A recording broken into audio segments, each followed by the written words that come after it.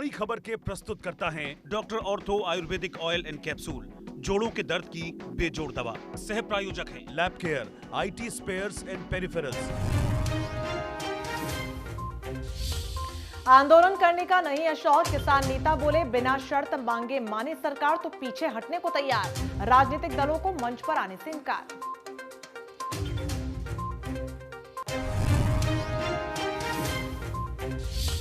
बुराड़ी का प्रस्ताव ठुकराकर जंतर मंतर आने पर अड़े किसान। हाईवे जाम कर दिल्ली की घेराबंदी का ऐलान, कहा 4 महीने भी रोड पर बैठ सकते हैं।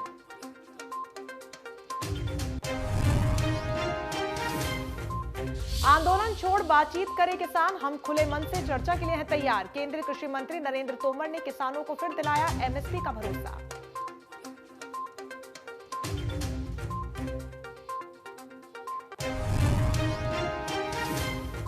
किसान आंदोलन पर सियासी घमासान, मुख्यमंत्री मनोहर लाल बोले कोरोना काल में किसी भी अनहोनी के लिए जिम्मेदार होगी कैप्टन सरकार।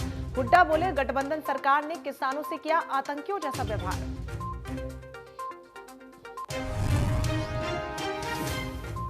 देश में 24 घंटे में मिले कोरोना के 41,000 से ज्यादा मामले, 495 मरीजों की मौत, 94 लाख के करीब हुए संक्रमित केस, एक्टिव केसेस 4.5 लाख से भी ज्यादा।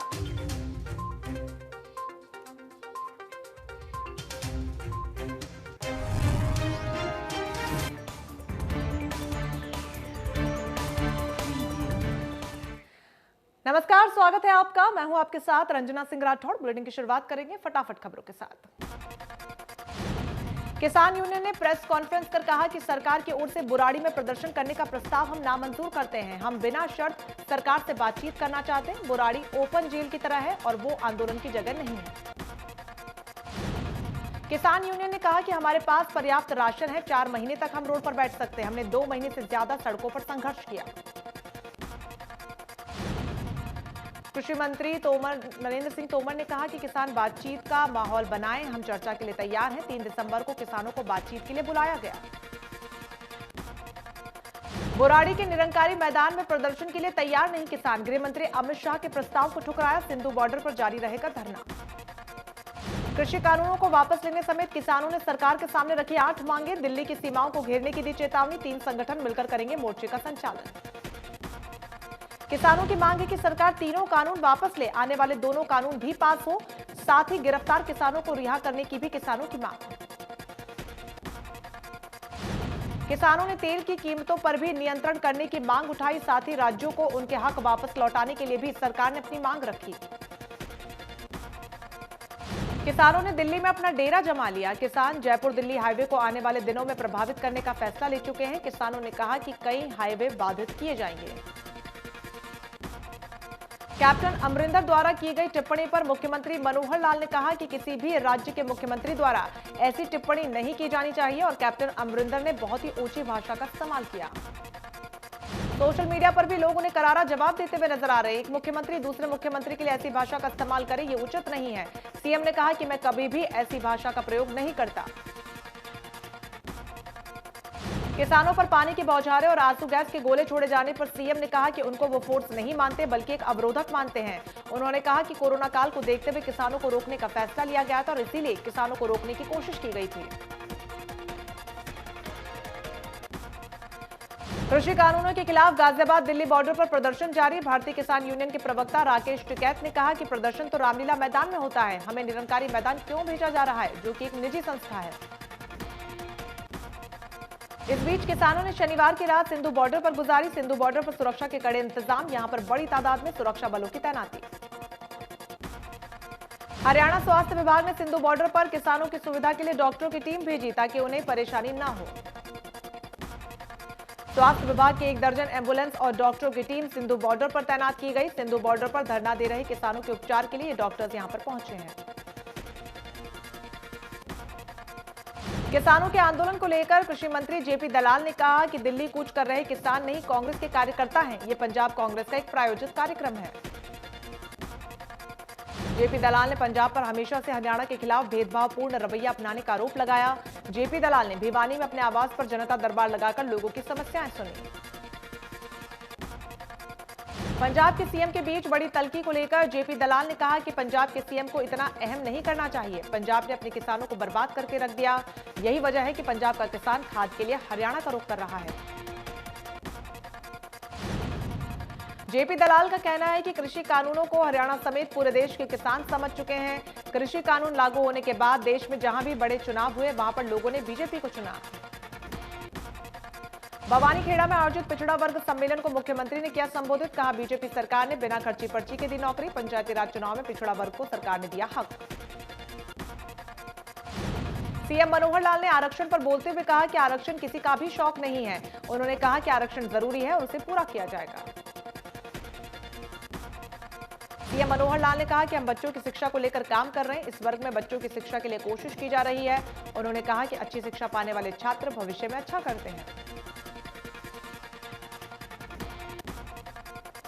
हरियाणा के अंदर जिस प्रकार की परिस्थिति कोरोना के संकट में बनी है, फिर भी लोग लापरवाही दिखा रहे हैं। सीएम ने इस बीच आमजन से मास्क के इस्तेमाल, इम्यूनिटी बढ़ाने के खाद्य पदार्थ का इस्तेमाल की अपील की।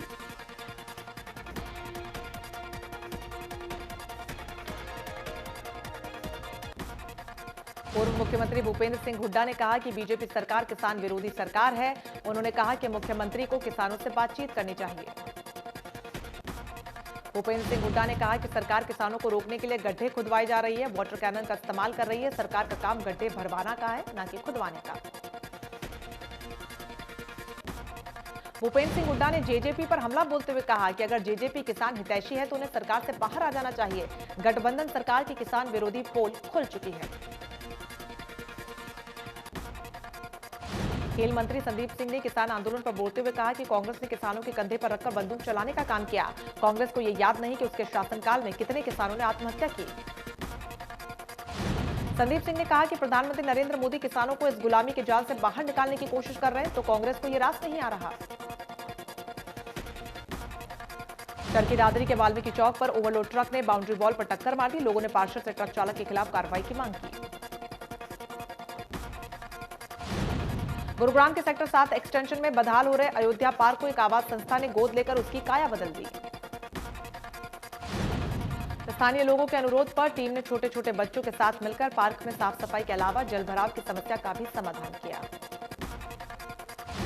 बदहाल हो रहे पार्क में टीम ने बच्चों से उनके नाम से पौधे लगवाने का काम भी किया, ताकि कम उम्र से ही पर्यावरण के साथ बच्चों का जुड़ाव और लगाव बना रहे। इस मौके पर बच्चे, बुजुर्ग और युवाओं ने पर्यावरण को बचाने की शपथ ली।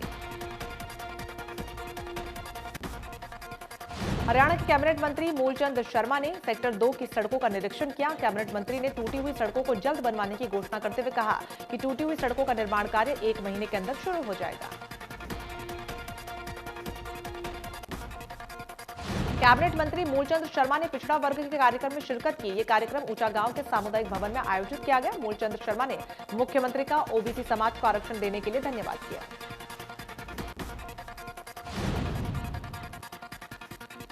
गुरु नानक देव के 551वें प्रकाश पर्व पर सिरसा शहर में नगर कीर्तन का आयोजन किया गया। श्री गुरु ग्रंथ साहिब को फूलों से सजी पालकी में विराजमान किया गया। पालकी की अगुवाई गुरु के पंच प्यारे कर रहे थे। गुरु नानक देव के 551वें प्रकाश पर्व के दौरान कीर्तन शहर भर में हुए। इस दौरान पार्टी के सदस्यों ने शानदार करतबों का प्रदर्शन भी किया। सिवानी में गांव बड़वा के पिछड़ा वर्ग को दिए गए आरक्षण को लेकर सीएम की वर्चुअल रैली में कृषि मंत्री जेपी दलाल ने कहा कि पिछड़ा वर्ग को उनके हक देने का काम सरकार ने किया। जेपी दलाल ने कहा कि हरियाणा सरकार प्रदेश में विकास करना चाहती है। 8% आरक्षण मिलने के बाद पंचायत, ब्लॉक समिति, जिला परिषद में बीसी वर्ग के 8% लोग निश्चित तौर पर प्रतिभागी बन सकेंगे।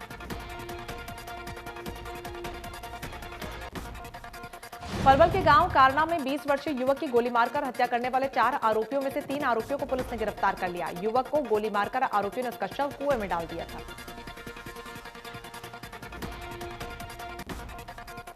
युवक की हत्या करने वाले 4 आरोपियों में से एक आरोपी अभी भी फरार है, जिसकी गिरफ्तारी को लेकर पुलिस लगातार कोशिश कर रही है।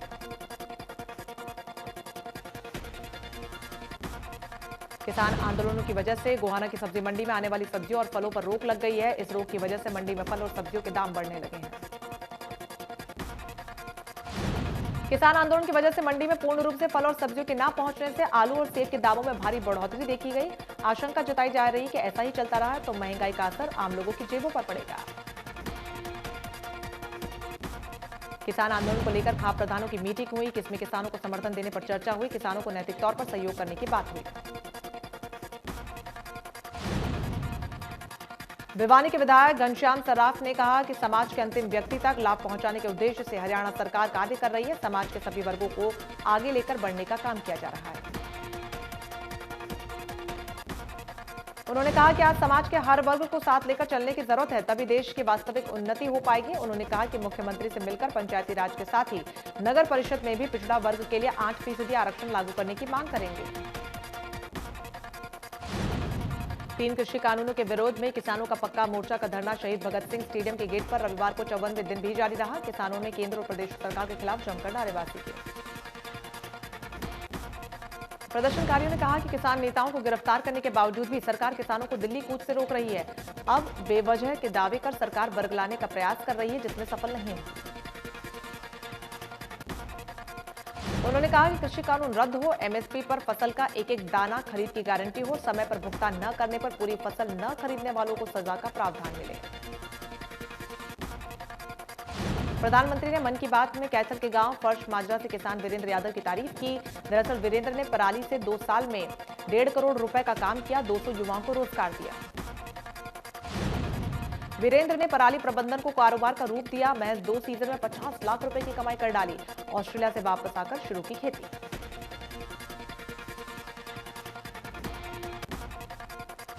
नरवाना सीआईए पुलिस को हाथ लगी बड़ी सफलता। 400 किलो डोडा पोस्ट के साथ तस्कर गिरफ्तार, जिसकी बाजार में कीमत 30 लाख रुपए बताई गई। सीआईए इंचार्ज मनीष सहारण ने बताया कि करीब 4 क्विंटल डोडा पोस्ट पकड़ी गई है, जिसकी बाजार में कीमत 25 से 30 लाख रुपए है।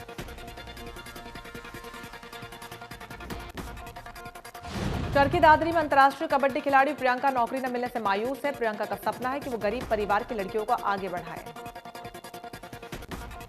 सिरसा में कोरोना से एक महिला की मौत हो गई। महिला का निजी अस्पताल में इलाज चल रहा था। मृतक निमोनिया और शुगर से भी पीड़ित थी। सिरसा में कोरोना से मरने वालों की संख्या 108 हुई। कोरोना के 36 नए मामले सामने आए, 78 मरीज स्वस्थ हुए। कैथल में बीए वर्ग को 8% आरक्षण मिलने से उपलक्ष्य में आयोजित वर्चुअल रैली में राज्य मंत्री कमलेश डांडा और विधायक लीला राम ने वर्चुअल रैली को संबोधित किया। राज्य मंत्री कमलेश डांडा ने कहा कि बीए वर्ग को लोगों को पंचायती राज संस्थाओं में 8% आरक्षण देना ऐतिहासिक निर्णय है, जिससे इस वर्ग के राजनीतिक सहभागिता बढ़ेगी और उन्हें आगे बढ़ने का अवसर मिलेगा। महेंद्रगढ़ में पूर्व शिक्षा मंत्री रामविलास शर्मा ने अपने कार्यकर्ताओं के साथ हिसार में मुख्यमंत्री मनोहर लाल की हो रही वर्चुअल रैली में ऑनलाइन हिस्सा लिया। उन्होंने कहा कि हरियाणा में पंचायती राज व्यवस्था में पिछड़ा वर्ग को 8% आरक्षण मिलने से पिछड़ा वर्ग के लोगों को काफी फायदा मिलेगा।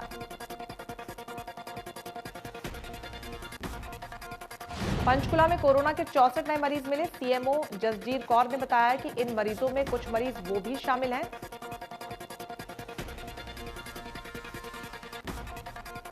भिवानी में कर्मचारी संगठन इकट्ठे हुए और उन्होंने सरकार विरोधी नारेबाजी करते हुए किसानों के पक्ष में अपना समर्थन दिया। कर्मचारी नेताओं ने कहा कि सरकार ने किसानों पर बर्बरतापूर्ण रवैया अपनाया, जिसकी वजह से किसान परेशान हुए हैं।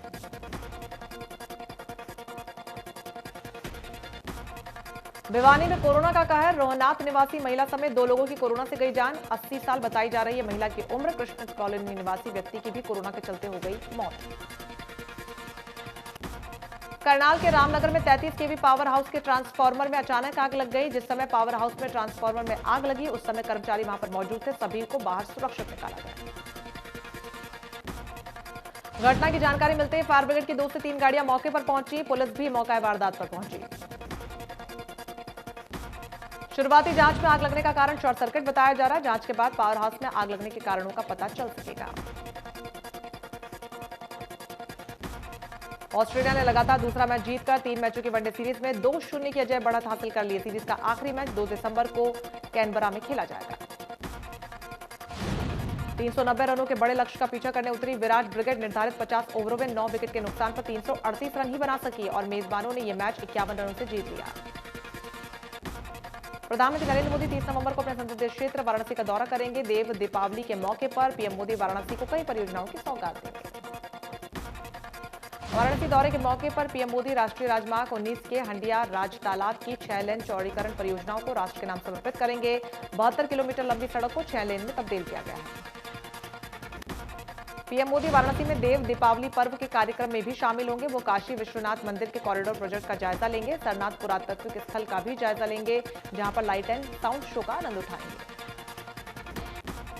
पीएम मोदी इस दौरान बाबा विश्वनाथ के दर्शन करेंगे। गंगा नदी पर तैनात क्रूज से वो देव दीपावली भी देखेंगे। इससे पहले यूपी के मुख्यमंत्री योगी आदित्यनाथ ने वाराणसी का दौरा कर तैयारियों का जायजा लिया। पहाड़ों पर बर्फबारी, बारिश और पश्चिमी विक्षोभ के कारण पूरे देश में कड़ाके की ठंड पड़ने का अनुमान लगाया जा रहा है। मौसम विभाग के मुताबिक देश के कई हिस्सों में बादल छाए रहने से ज्यादा सर्दी महसूस होगी। तापमान में काफी गिरावट दर्ज की जाएगी। कई राज्यों में कोहरा भी परेशान कर सकता है। प्रधानमंत्री नरेंद्र मोदी ने अपने मासिक रेडियो कार्यक्रम मन की बात के जरिए देशवासियों को संबोधित किया। प्रधानमंत्री ने दिल्ली बॉर्डर पर किसान आंदोलन के बीच तमाम मुद्दों को देश के सामने अपनी बात रखी है। पीएम ने बताया कि अन्नपूर्णा देवी की प्रतिमा कनाडा से वापस आ रही है। माता अन्नपूर्णा का काशी से विशेष संबंध है। उन्होंने कनाडा सरकार का शुक्रिया अदा किया। पीएम ने 5 दिसंबर को अरबिंदो की पुण्यतिथि पर उन्हें याद किया। अरबिंदो ने राष्ट्रीय शिक्षा को लेकर जो बात कही थी वो अपेक्षा थी। आज देश उसे नई राष्ट्रीय शिक्षा नीति के जरिए पूरा कर रहा है। पीएम मोदी ने कृषि कानूनों पर कहा कि इससे किसानों को नए रास्ते मिले। काफी विचार विमर्श के बाद भारत की संसद ने कृषि सुधारों को कानूनी ढांचा प्रदान किया था। पीएम मोदी ने कहा कि कानून में एक और बहुत बड़ी बात है। इस कानून के ये प्रावधान है कि क्षेत्र के एसडीएम को महीने के भीतर ही किसान की शिकायत का निपटारा करना होगा। पीएम ने कहा कि पिछले दिनों देश भर के कई विश्वविद्यालयों के छात्रों के एजुकेशनल जर्नी के महत्वपूर्ण कार्यक्रमों में शामिल होने का अवसर मिला। देश के युवाओं के बीच होना बेहद तरोताजा करने वाला। हैदराबाद निकाय चुनाव के प्रचार के लिए बीजेपी ने अपने कई दिग्गजों को उतारा। अमित शाह हैदराबाद पहुंचे। इससे पहले बीजेपी के राष्ट्रीय अध्यक्ष जेपी नड्डा भी पहुंचे थे।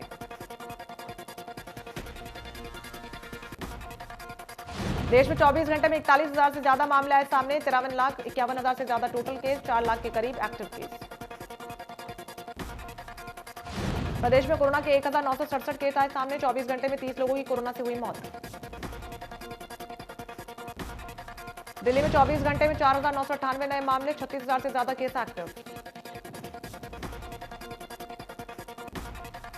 महाराष्ट्र में एक दिन में 88 मरीजों की मौत। कुल मौत का आंकड़ा 46,986 पहुंचा। तमिलनाडु में कोरोना से हाहाकार। एक दिन में 1,430 नए मामले, 11,000 से ज्यादा केस एक्टिव। अब तक 11,694 लोगों की जा चुकी है जान। कोरोना से लोगों का बुरा हाल। एक दिन में मिले 2,152 नए मामले, 5,06,000 से ज्यादा मरीज हो चुके हैं ठीक। 25,000 से ज्यादा केस एक्टिव। राजस्थान में 28,000 से ज्यादा केस एक्टिव। 2,765 नए केस सामने आए हैं। 2,62,000 टोटल आंकड़ा। आंध्र प्रदेश में एक दिन में कोरोना के 625 नए मामले सामने आए। मरीजों का आंकड़ा 8 लाख के पार पहुंचा। 11,000 से ज्यादा केस एक्टिव। पूरी दुनिया में कोरोना के आंकड़े 6 करोड़ 25 लाख के पार। अब तक 14,58,000 से ज्यादा मरीजों ने गंवाई अपनी जान। पूरी दुनिया में 1 करोड़ 79 लाख के पार पहुंचा कोरोना के एक्टिव केस की संख्या। अमेरिका में कोरोना जमकर मचाई तबाही। कुल मरीजों की संख्या 1 करोड़ 36 लाख के पार पहुंची। 80,41,000 से ज्यादा मरीज हुए हैं ठीक।